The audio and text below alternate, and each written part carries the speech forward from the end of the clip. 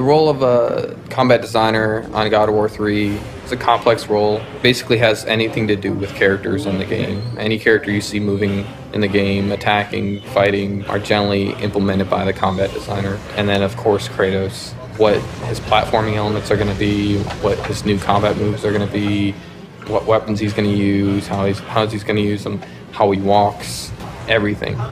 I'm here with Jason McDonald, who's a senior combat designer on God of War 3. And we're just talking about the new features that we have in the game and what we're trying to add to the God of War franchise. Well, we've got some of Kratos' items in. He can grab a head and he can light stuff up. Now that we can play with lighting in God of War 3, we can make the entire room dark, have enemies that are attacking you in the dark, can't be seen. And when you light them up with the head, they light up for a limited amount of time, so you can attack them while you can see them, but then they are constantly disappearing. You get to parts where it's completely pitch dark and you hear the guys scream in the background. You use the Helios head to, find out where they are. The strategy gameplay, the combat side of it turns into you have to keep these guys lit to be able to hit them, otherwise you get screwed and they just destroy you in the dark.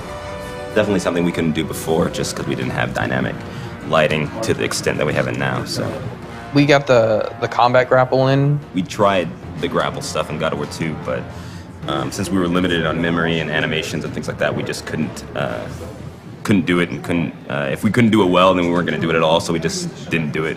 But now we have more space, more memory. Kratos is a very strong character, so when he grapples an enemy, he kind of just charges right in and plows through everybody. So the grapple system is exactly like that. You can launch somebody in the air and you grapple them and you fly yourself right into the air, right into them. If there's a crowd of enemies, you'll fly yourself through all of them. All this stuff was set up on Jason's free time.